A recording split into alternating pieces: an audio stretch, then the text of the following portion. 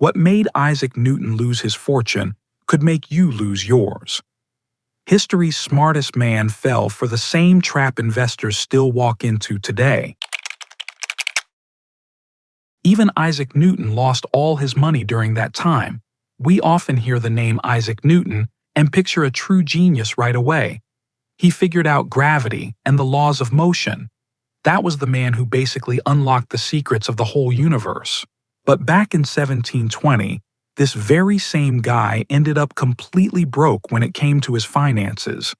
It did not happen because of a mistake in his math work. Instead, it came from a real problem in the whole setup around him. The system itself had deep issues, ones that were corrupt and pulled everyone in so strongly. It hooked the whole country, from the lowest workers shining shoes to people up in the royal court. This whole thing is the tale of the South Sea bubble. It goes beyond just crowds acting foolishly. It tells about a game that got set up unfairly right from the start. Everything kicked off with a huge and basic issue. That issue was debt. Back in 1711, Great Britain had piled up massive debt from fighting in the War of the Spanish Succession. The government felt desperate for a way out, so some sharp financiers stepped in with an idea that seemed smart but carried a dark side. They created a new corporation called the South Sea Company. The basic sales pitch stayed straightforward. The company would handle the full national debt load. In return, the government offered interest payments on that debt. More than that, they gave a monopoly too. It was the sole right to trade in the unknown lands of South America. Those places seemed full of gold waiting to be found. But a hidden and ugly part drove this so-called trade forward. The company's top asset did not involve gold or spices at all. It centered on the Ashanto contract instead. That meant the exclusive deal to deliver 4,800 enslaved people each year to Spanish America. They buried this harsh truth under piles of exciting talk and promises. In reality, the trade moved along very slowly. Profits barely showed up anywhere. None of that really mattered in the end. The company did not focus on moving actual goods.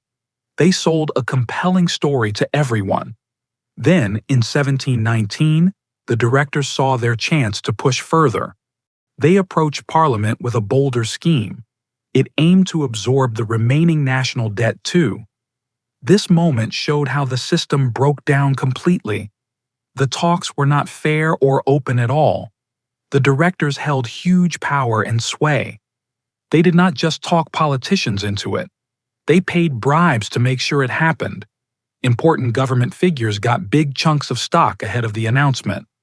That turned them into insiders with an edge. The system went beyond having flaws. It got fully taken over by those in control. Once Parliament approved the deal in April 1720, the stock price shot up fast. It had traded at £128 before that. Now it exploded in value. This explains the how of it all. How does a bubble like that even start burning hot?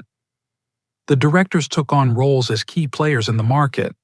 They spread wild stories in coffee houses about endless wealth coming soon. They set up fancy offices to draw people in. Then came the real spark that sped everything up. They started lending money directly to everyday folks. The loans went toward buying shares in their own company. Just think about that for a second. The company built its own buying frenzy from nothing. People put down only 10% to get shares. They borrowed the rest straight from the company. It acted like a machine that kept itself going forever in financial terms. The public lost all sense and jumped in wildly. Folks sold off their houses and shops. They even parted with family treasures to join the rush. A fever swept the whole nation. Isaac Newton got swept up too. He was the one who mapped out the stars and skies. Yet he fell into the excitement. He put money in early on. Being clever, he spotted the craziness and sold his shares. That gave him a full 100% gain, which was a huge sum. But the bubble kept growing instead of bursting. He watched in pain as the stock price doubled. Then it tripled even more. His friends and workmates turned into rich legends overnight. The logical mind of a genius could not handle sitting out.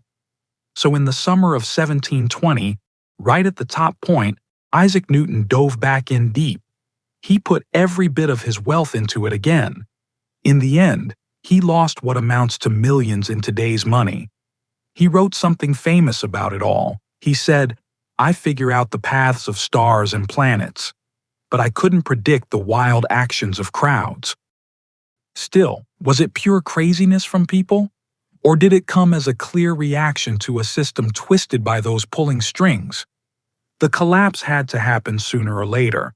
The company showed no true earnings at its core. Insiders like the crooked politicians and hype-starting directors sold off their shares quietly for months. When the end hit in September, regular people held onto paper worth nothing. Thousands faced total ruin from it. The economy cracked apart into pieces. Parliament looked into it and uncovered huge scams and rot. It reached the top of the government and the company itself. The system shielded those who built the bubble. It left the public to take all the falls. So what counts as the true takeaway from this? It goes past just warning against greed. Isaac Newton did not act like a fool here. He showed how any person gets trapped in a setup built to use human weaknesses. The first big lesson stands on spotting a game fixed against you. Stay away from tales of endless gains from things you cannot fully grasp. The South Sea trade stayed a mystery box no one could see inside. These days, that sounds like tricky financial tools or hot tech ideas without real products yet. If no one explains it in plain terms, it probably hides real problems. The second lesson covers why bubbles grow so quickly and so huge. The system hands out the gas to feed the fire. In 1720, the South Sea Company lent money to investors to purchase its own stock, a self-feeding loop of illusion. Centuries later, the 2008 crisis would echo the same rhythm. Loans without caution, confidence without foundation. When loose money goes to snap up the very thing driving prices, those values stay fake. They turn into ghosts that vanish fast. The last lesson tells how to guard yourself in all this. Remember, the system does not aim to save you. It works to save its own skin first. The insiders and politicians and directors got rescued or cashed out early. History makes it clear that even genius offers no shield from a twisted system. The guy who found gravity the hard way learned something else. Market rushes fueled by insiders and cheap cash pull harder than anything. You should listen to what history warns about. If this tale got you reflecting, go ahead and subscribe. The past does not stay gone. It waits for us to finally pay attention.